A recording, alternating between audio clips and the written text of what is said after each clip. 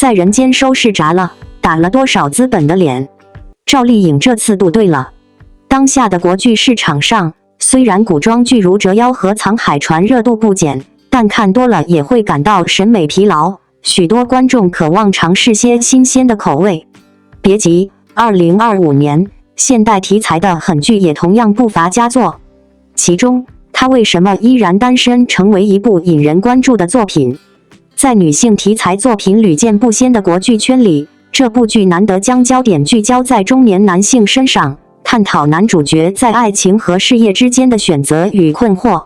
而且，剧中由霍建华领衔主演，剧集的火爆可想而知。另一部同样备受期待的是《独身女人》，这部剧是85花唐嫣继《繁花》后的首部女主剧。凭借她的演技和生活阅历，相信她能够将角色诠释得淋漓尽致。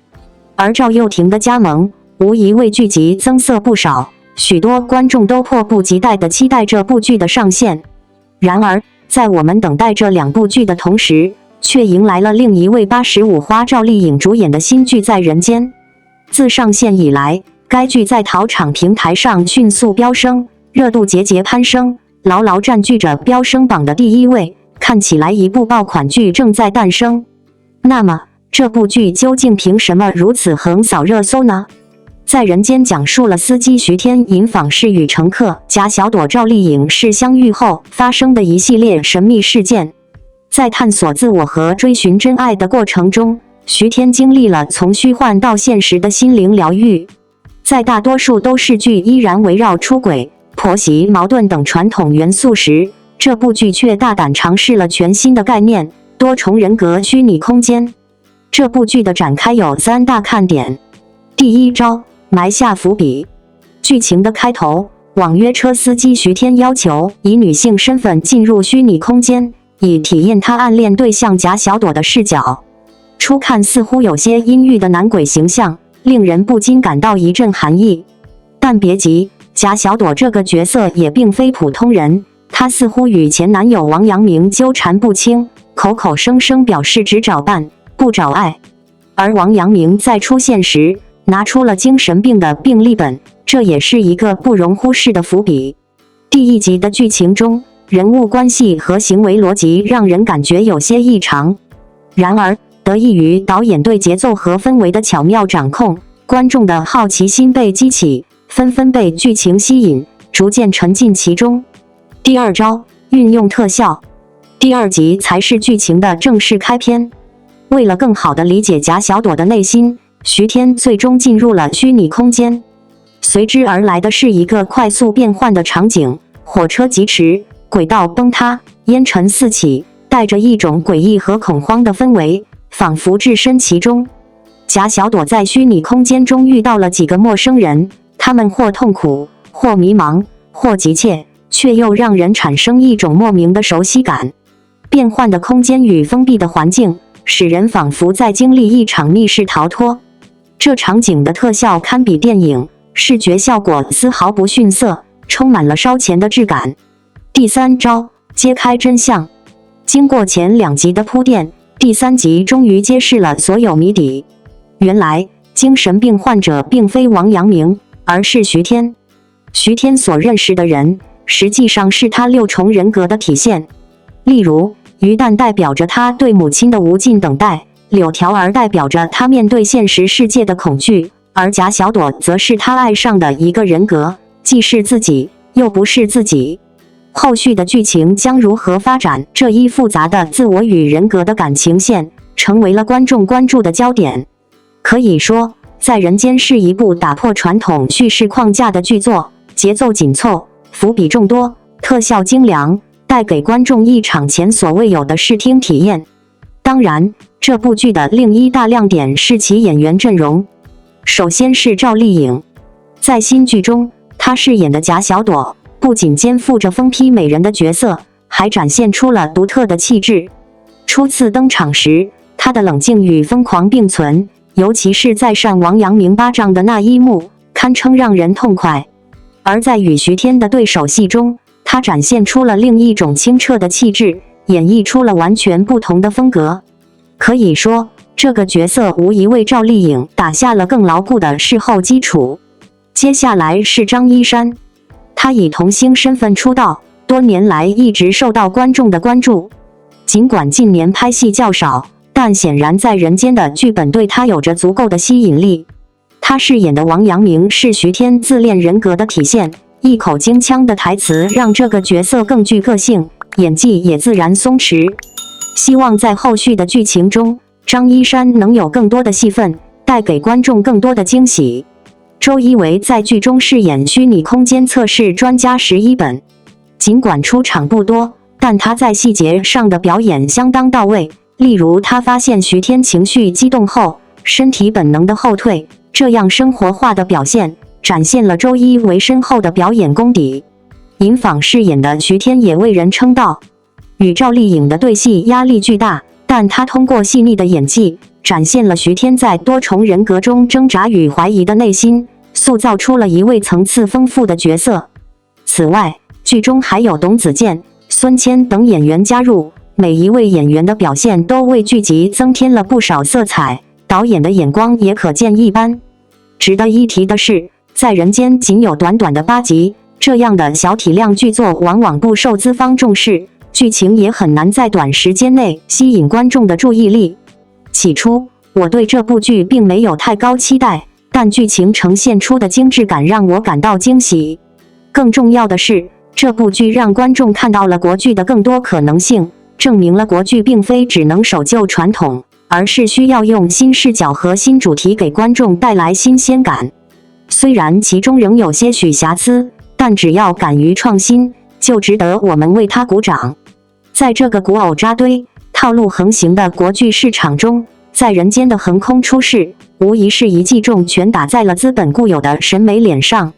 短短8集，却拍出了电影级别的质感与叙事密度，实属难得。而赵丽颖在其中的表现，更是让人眼前一亮，甚至可以说，这一次她又一次押对了宝。从《陆贞传奇》里的机敏少女，到《知否》中的盛明兰，赵丽颖一直以坚韧、聪慧的女性形象示人。但这一次，她彻底撕掉甜妹古偶女主的标签，化身为充满张力与反差的假小朵。冷静与癫狂并存，温柔与狠劲交织，她精准把握角色的心理层次，在虚与实、梦与醒之间自由切换，堪称一次表演维度上的跃迁。尤其是在虚拟人格这一极为复杂的设定下，赵丽颖不但没有被剧情的烧脑结构所限制，反而以极具辨识度的演技，让每一次情绪转变都自然流畅，毫无违和。她一记巴掌打向张一山饰演的王阳明，眼神决绝，情绪饱满。那一刻，我几乎忘了这是在看一部国产剧，而更像在欣赏一场戏剧舞台上的巅峰对峙。导演对节奏的把控和悬疑氛围的营造也值得点赞。第1集就埋下诸多伏笔，引发观众不断猜测。第2集便用炫目的视觉特效拉高节奏，而到了第3集，谜底揭晓之际，所有线索像拼图一样完整拼合，既惊艳又合理。在这个信息过载的年代，能有一部剧真正尊重观众智商，又懂得如何讲好故事，是一种稀缺。当然，除了赵丽颖，其他演员如尹昉、张一山、周一围也都奉献了不俗的表演。特别是尹昉，在与赵丽颖的高压对手戏中，展现了足够的张力和柔韧性，把徐天这个人设炸裂的角色处理的层次分明。可以说，在人间不仅是一场叙事与技术的胜利，更是一场演员的实力角逐。而赵丽颖正是这场角逐中最闪耀的存在。她用实力再次证明，一个真正的演员不该被类型限制，而应该用角色一次次拓宽边界。愿未来的国产剧能有更多像在人间这样勇于突破、敢于颠覆的作品，也愿赵丽颖继续在角色的世界中不断奔跑、不断成长，带给我们更多惊喜。在人间疯批设定引热议，赵丽颖蜕变为实力派，不追亏大发了。在影视行业，大女主剧一直是观众关注的焦点之一。大女主并非仅仅是剧中女性角色数量的多少，而是指女性角色在剧中具有独立的人格，强大的内心以及推动剧情发展的关键作用。赵丽颖无疑是大女主的杰出代表，她凭借出色的演技和对角色的深刻理解，不断突破自我，塑造了一个又一个令人难忘的女性形象。在新剧《在人间》中，赵丽颖再次以全新的形象和精湛的演技，为观众带来了一场视觉与心灵的双重震撼。在人间作为内娱首部全方面呈现人格自恋式恋爱的心理悬疑剧，其大胆的设定和独特的剧情架构，让观众眼前一亮。尹昉饰演的网约车司机徐天体内住着7重人格，而赵丽颖饰演的贾小朵，竟是他分裂出的反叛人格。这种设定在国产剧中极为罕见，甚至比张一山当年的7个我还要大胆和疯狂。7个我虽然也涉及多重人格，但其剧情和人物设定相对较为传统，而在人间则彻底打破了常规，将心理悬疑与科幻元素完美融合，为观众带来了一场前所未有的视听盛宴。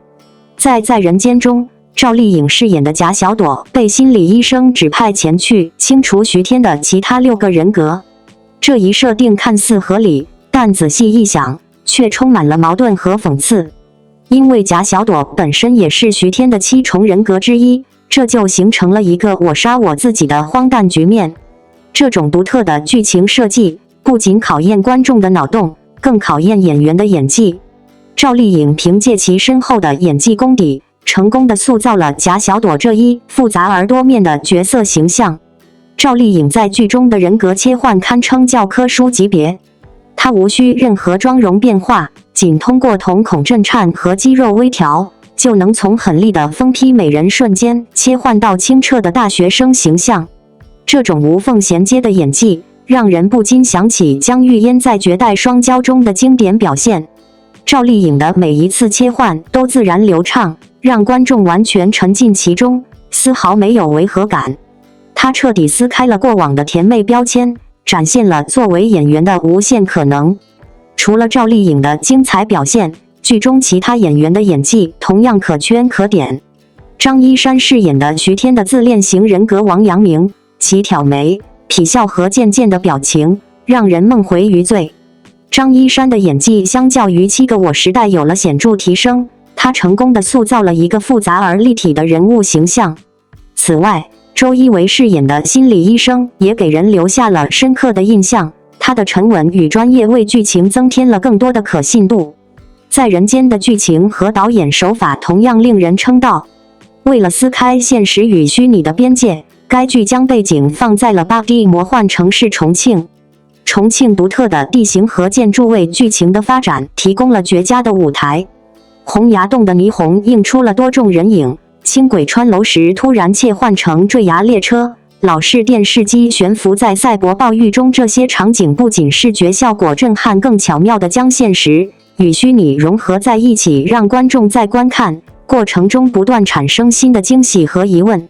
剧情方面，在人间更是充满了反转和惊喜。第1集，徐天偷拍女乘客贾小朵，让人物以为这是一部都市恋爱剧，后续将走暗恋、相识、相爱的甜宠节奏。然而，第2集开篇，剧情瞬间秒变科幻片，一时接入了虚拟空间。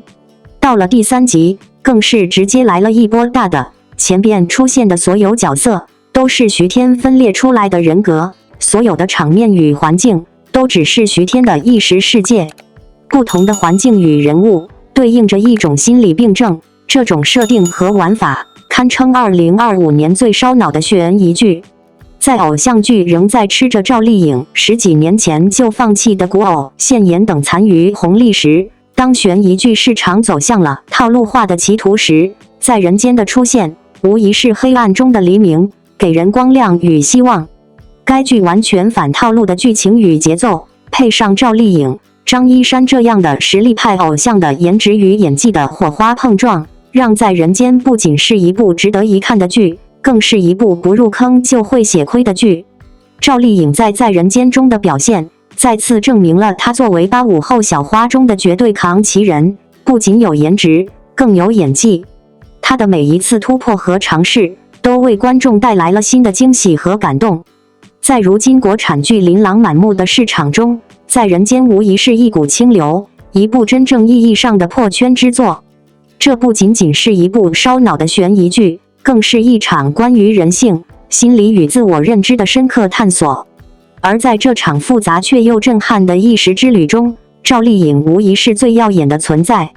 曾几何时，赵丽颖是那个以甜美可爱、古偶女主形象深入人心的小花，而如今，她用实力告诉观众：我不只是流量，我更是实力。在人间中，她饰演的贾小朵，并不是一个真实存在的人，而是男主角徐天七众人格之一的反叛人格。这一设定本身就已经挑战极限，但赵丽颖却不仅演出了角色的层次感，更演出了心理张力的爆发力。她的演技早已摆脱了甜妹的标签，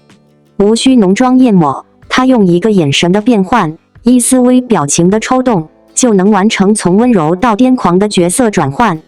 观众甚至可以在她的眼神中看见贾小朵的挣扎、愤怒与柔情，那不是表演，那是一种与角色灵魂融合的共鸣。这部剧的设定本身就极具挑战，人格分裂、虚拟现实、科幻元素交织，每一集都在刷新认知的边界。而赵丽颖正是在这片陌生的创作领域中游刃有余，证明了她的可塑性与深度。与此同时，导演对镜头语言的大胆使用与重庆这座 8D 城市的奇幻地形也完美呼应了剧中现实 vs 虚拟的主题。从洪崖洞的光影交错到轻轨穿楼的时空错位，再到悬浮在暴雨中的复古电视，每一帧画面都充满张力与暗示。而赵丽颖作为画面核心，无论置身梦境还是现实，她都能牢牢抓住观众的目光。值得一提的是，在偶像剧仍在吃老本、剧情逐渐套路化的当下，赵丽颖却选择了最难走的路。她不再满足于美丽，她渴望挑战复杂的人性，探索未知的心理边界。在人间正是她这场蜕变的最好注脚。有人说，不追在人间真的会亏大发了。这句话虽是调侃，却也道出真相。如果你还停留在对赵丽颖的旧印象中，那么你真的错过了一位正在觉醒的顶级演员。赵丽颖，这位从农村走出来，一步步靠演技征服观众的85后演员，如今已不再需要任何标签来定义自己。她用角色说话，用作品证明，未来的路，她只会走得更加坚定而耀眼。这就是赵丽颖，一个正在走向伟大演员之路的她，一个我们值得为之喝彩的她。赵丽颖恋情再铺新料，疑似赵德胤 IP 隐藏引争议，真相究竟如何？最近，关于赵丽颖与导演赵德胤的恋情传闻再次引发热烈讨论。虽然两人始终没有正面澄清，但通过网友挖掘出的诸多细节，如情侣装以及隐藏 IP 等线索，让这场神秘的绯闻不断发酵。关于外网社交账号关闭的猜测，有网友注意到赵德胤曾经活跃的社交媒体账号悄然消失，过往的生活和工作动态也被一一清除。这一行为被一些网友解读为默认恋情或是避免被深扒。早前，赵德胤因与赵丽颖合作电影《乔岩的心事》被传出绯闻，而他身为缅甸华裔的背景及文艺片导演的身份也引发了一些争议，甚至有网友调侃赵丽颖为扶贫式恋爱。转向情侣装和闺蜜动态。去年2月，赵丽颖在巴黎被目击身穿格纹衬衫，与一位男性同行，令人猜测其为赵德胤并支付账单。然而，赵丽颖的好友刘珂随后晒出的一张同款衬衫照片，暗示这件衣服只是借自闺蜜，试图澄清流言。但网友对此解释提出质疑：如果男方仅仅是地陪，为何还要主动买单？况且，作为时尚编辑的刘珂，根本无需所谓的地陪服务。关于3次同框的乌龙与粉丝的辟谣，狗仔队曾透露赵丽颖与赵德胤在私下3次同框，一次是在咖啡厅聊工作，一次是在郊区带孩子外出，还有一次是在法国同游。但粉丝对每一条信息逐一反驳，咖啡厅会面时有表妹在场，并且谈论的是工作日程。郊区的黑衣男子实际上是保镖。而在法国被称为格文男的人则与赵德胤外貌不符，疑似是刘珂的男友。另外，赵丽颖居住的小区安保严格，狗仔却未能提供清晰的同框照片，也让粉丝质疑爆料的真实性。对于赵丽颖的沉默，部分网友认为这是默认，她向来以赵小刀著称，向谣言快速辟谣的做法早有耳闻。不过，也有支持者认为，在没有确凿证据的情况下不必回应，加之赵丽颖近年来专注于职业转型，私生活的选择也应受到尊重。值得注意的是，赵德胤和赵丽颖类似的草根奋斗经历，从缅甸贫寒的家庭走到导演行业，被指是二人志同道合的关键所在。尽管真相未明，但尊重对方的选择始终是重要的。无论这段感情的真假，赵丽颖始终展现出自我掌控的清醒，从离婚后拒绝读美人社到如今对绯闻的洒脱。正如她在采访中所言，不会为了结婚而结婚。或许这段传闻的最终结果，只有时间能给出答案。作为观众，我们可以把目光放在她的作品上，而非过度解读她的私生活。在这个娱乐信息瞬息万变的时代，每一位公众人物的私生活都仿佛被放大镜审视，而赵丽颖作为华语影视圈最具代表性的女演员之一，再次成为舆论的焦点。这一次，并不是因为她的新剧作品登上热搜，而是因为一段扑朔迷离的恋情传闻。从与赵德胤导演的合作开始，到后续频繁的被同框、情侣装，甚至隐藏 IP 的讨论，网络上一时间众说纷纭。有人热烈猜测，有人冷静辟谣，也有人开始反思，我们是否在用过多的想象力去干扰一个演员的私人生活？赵丽颖向来以赵小刀的形象示人，面对谣言敢于果断发声，面对质疑从不逃避。然而这一次，她选择了沉默，不是默认，也不是心虚，而是成长与成熟后的智慧。当一个演员站在人生的另一个阶段，他更清楚，沉默本身就是一种力量。从《陆贞传奇》到《楚乔传》，再到《知否》和如今的《在人间》，赵丽颖用无数角色证明了她的演技与敬业。她的每一次转型都伴随着质疑，但也总能用作品回击质疑。这一次的风波，更让人看到她不再是那个曾经需要回应一切的赵丽颖，而是那个愿意将聚光灯让位于角色和艺术本身的演员。而对于赵德胤，一个来自缅甸华裔的文艺片导演，他的背景与赵丽颖的草根奋斗经历有着某种共鸣。这种共同语言，可能是真实存在的默契，也可能只是观众的美好想象。但无论是真是假，都不应成为攻击或贬低的理由。扶贫式恋爱的说法，更是一种偏见的体现。赵丽颖从不需要被拯救或施舍，她早已凭借自身的努力在娱乐圈站稳脚跟。她不需要用感情来博关注，也不需要用绯闻来维系热度。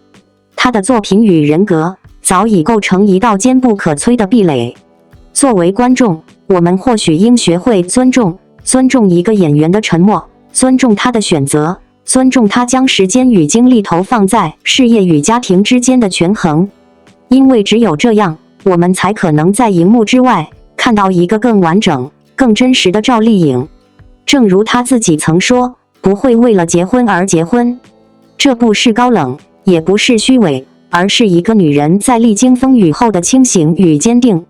时间会给出答案，而我们不妨把期待交还给她的下一个角色。大家怎么看呢？赵丽颖回应恋情风波，过往被爬引热议，耿直还是任性？85后花旦赵丽颖，这位闪耀的女星，最近却因一段恋情引发了一场小风波。事件的起因可以追溯到5月14日，某浪媒体曝出赵丽颖与台湾导演赵德胤的新恋情。据说，他们甚至被拍到一起带孩子的画面。消息一经发布，瞬间登上热搜榜。然而双方却始终语焉不详，保持沉默。直到5月22日，赵丽颖终于出手回应，更新了一条社交动态，提到蹭一个渣浪给的热度，紧接着宣布自己的新剧《在人间》即将定档，为自己的新作提前预热。有趣的是，面对赵丽颖的对击，某浪媒体并没有选择退缩，反而制造了一个新话题：赵丽颖这算官宣恋情吗？这直接激怒了赵丽颖。1个小时后，她以算你妹进行了回击，同时再次提到自己的新剧明天定档。这一句算你妹在网上引发了热议，成为了众人讨论的焦点。赵丽颖从赵小刀到算你妹，她的直接性格一直是她的个人标签。细数赵丽颖的过去，这种直来直去的性格似乎从未改变。刚出道那会，她被误认成杨幂，立刻在社交平台上发文表示：为什么总把我认成杨幂？你们不知道你们偶像长什么样吗？在录制《偶像来了》时，也许因为她的直爽，当场调侃谢娜口红粘牙，引得全场哄堂大笑，也因此获得了赵小刀的外号。正因为这些耿直的表态，她圈粉无数，观众们喜欢的就是她那种真实而不做作的个性。不过，耿直有时会带来麻烦。2018年，赵丽颖面对怀孕的传闻时，用一张劈叉的照片进行否认，结果没多久却官宣了生子的消息，遭网友调侃为劈叉式打脸。这次在恋情传言中的反应，虽然她的算你妹让人感到爽快，但连央媒都发文提醒她要规范表达情绪，显然这种回应似乎有些仓促。与此形成鲜明对比的是，另一位女演员林允在被造谣反击时，选择了通过声明和法律程序进行处理，显示了更为成熟的应对方式。这让人不得不感慨，赵丽颖的直接回应确实有些欠妥。尽管如此，赵丽颖的真性情也有温暖的一面。曾在活动上，程毅还不太为人知时，她主动拉着他一起切蛋糕，显示出她的细腻与善良。在拍摄《楚乔传》期间，他特地邀请张睿的女友出席，只因为当年对方请过他吃了一顿饭，这样的善意可不是随便装出来的。如今的争议正好反映出，观众们不仅欣赏他的真实，更期待他能够展现出更加成熟的一面。就像粉丝所说，体面回应也能很刚。在这个被放大镜审视的娱乐圈，真正的真性情需要智慧来表达。毕竟，真正的帅真不是随意的口无遮拦，而是懂得世故却保持本心的洒脱。如果赵丽颖能够掌握这个平衡，那么她的赵小刀个性才能真正成为她的魅力所在。作为当代华语影视圈备受瞩目的女演员，赵丽颖以其自然直律的性格和扎实的演技赢得了众多观众的喜爱。然而，正如本文所探讨的，她那种耿直的个性，既是她魅力的源泉，也在一定程度上带来了公众形象上的挑战。首先，赵丽颖的坦率和真实，无疑使她在竞争激烈的娱乐圈中脱颖而出。她不刻意掩饰自己的情绪，也敢于对谣言和媒体炒作做出直接回应，这种真性情令粉丝感到亲切和信任。她早年的赵小刀绰号，正是对她直言不讳、敢说敢做性格的形象总结。然而，直率有时也会带来负面影响，过于激烈或者不加修饰的表达，容易被外界解读为冲动，甚至不够成熟。比如在近期恋情风波中，他对媒体的强烈反击虽然展现了他的态度，但部分公众和媒体也因此质疑他的沟通方式是否得体。这种率真如果缺乏一定的策略和分寸，可能会让他的公众形象受损，甚至影响他未来的职业发展。从更广阔的视角来看，娱乐圈中的明星不仅仅是艺人，更是公众人物。成熟的情绪管理和沟通技巧对于维护形象、平衡公众期待至关重要。相比之下，同为年轻女演员的林允，在面对谣言时采取了更为冷静和理智的法律途径，这种处理方式也赢得了外界的尊重。当然，赵丽颖的真性情也有她独特的温暖和善良面。她对待同行的体贴和友善，展示了她作为一个真实而有人情味的个体。正是这种真诚，使她在粉丝和业内积累了坚实的好感基础。总结而言，赵丽颖的成功离不开她敢于做自己的勇气和坦率，但未来更需要在直率与成熟之间找到平衡。学会用更智慧和策略性的方式表达自我，不仅能够保护自身形象，也能让他在复杂多变的娱乐环境中走得更远、更稳。期待这位实力与个性兼备的女演员能够不断成长，展现更加丰富和多面的魅力。当纯真再次牵手王一博，真好喝的声量突围战靠什么打赢？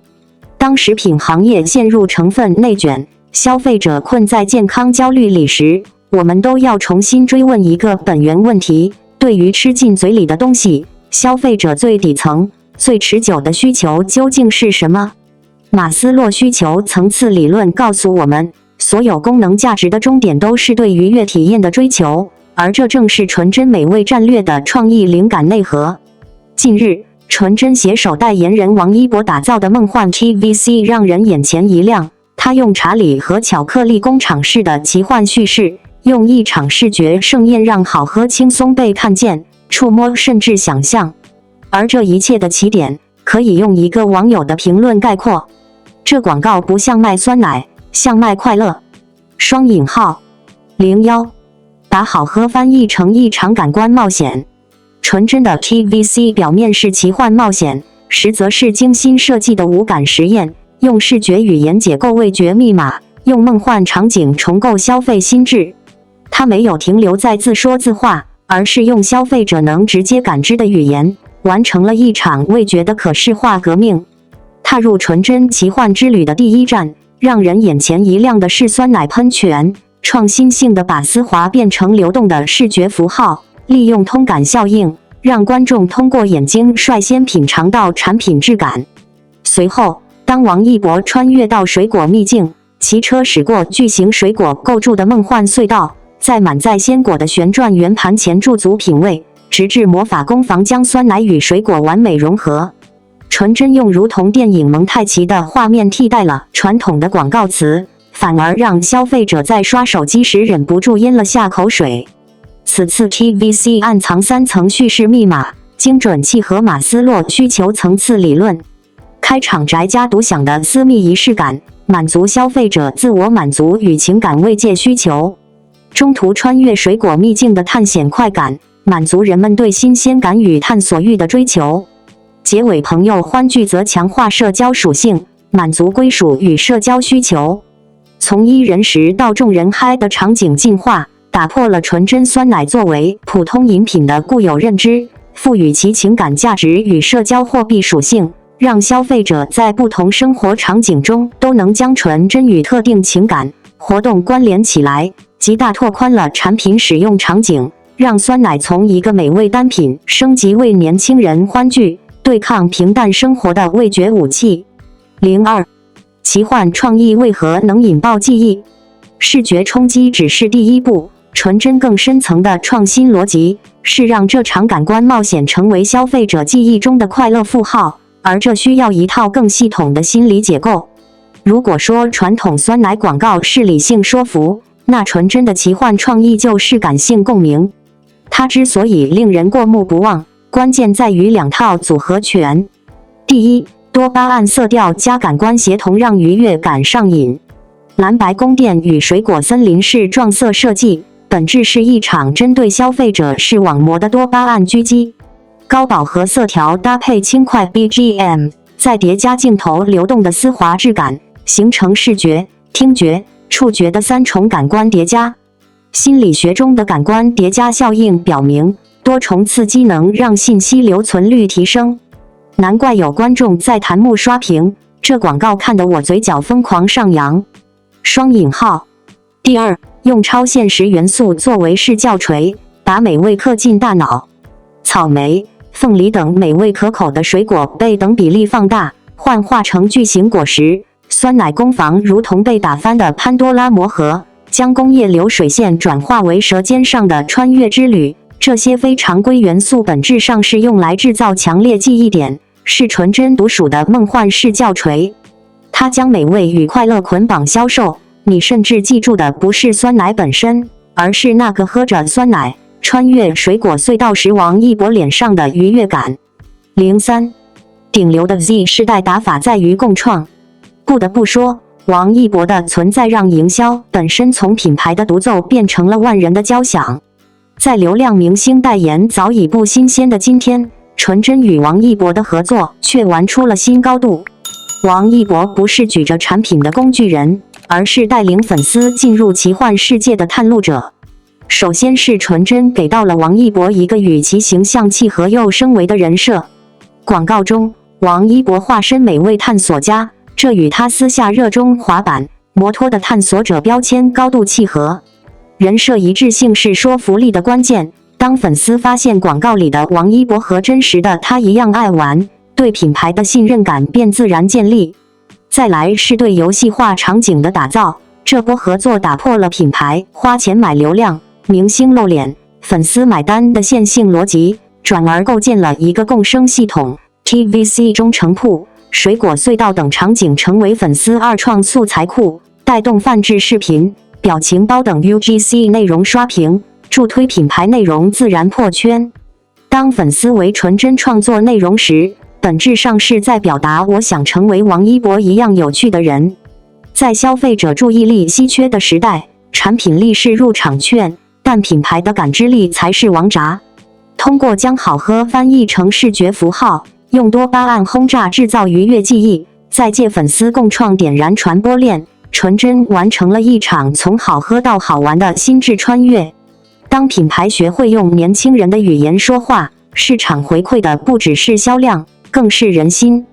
当一则酸奶广告不再只是展示产品功能，而是唤醒人们心中那份纯粹快乐时，我们知道这背后一定有王一博的身影。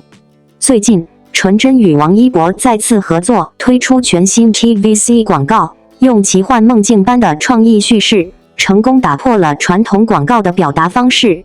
广告中，王一博穿越水果森林，划过酸奶喷泉，走进魔法工坊，不再是单纯的产品代言人，而是一个引领观众进入感官冒险旅程的快乐探索家。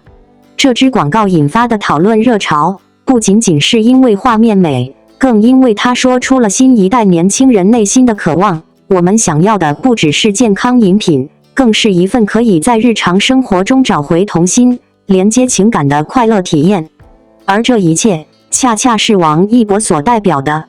王一博身上有一种罕见的双重气质，既有顶流偶像的光芒，又有普通少年般的真实与亲切。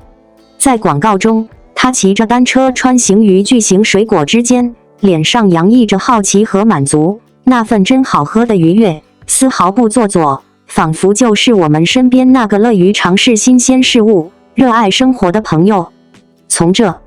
就是街舞中精湛的舞技，到陈情令里深沉克制的难忘机，从赛车场上的热血拼搏，到公益活动中的默默付出，王一博一次次用实际行动证明，他不仅能打破行业壁垒，更能跨越圈层，引发全民共鸣。此次纯真广告的成功，也再次证明了顶流的力量不止于流量。王一博将品牌语言转化为情绪体验，让真好喝从一个口号变成了一个能被感知、被想象，甚至被参与的文化符号。粉丝们纷纷自发创作表情包、泛制视频，将广告内容延展成社交话题，完成了一场品牌与用户之间的共创盛宴。在注意力稀缺的时代，好的代言人不仅要有流量，更要有影响力。而王一博正是那个能把品牌理念活出来的理想合作对象。他让我们相信，广告可以不只是广告，而是连接人与人、品牌与消费者之间的情感纽带。未来，我们有理由相信，王一博还会带来更多令人惊喜的跨界演绎。他用热爱灌溉事业，用真诚感染世界。而他与纯真的再次携手，也证明了真好喝的背后，是一个时代偶像带来的真实、持久的情感共鸣。感谢您观看视频。如果您觉得本时事通讯有用，请不要忘记点赞、评论和订阅。祝您生活愉快，充满活力。再见。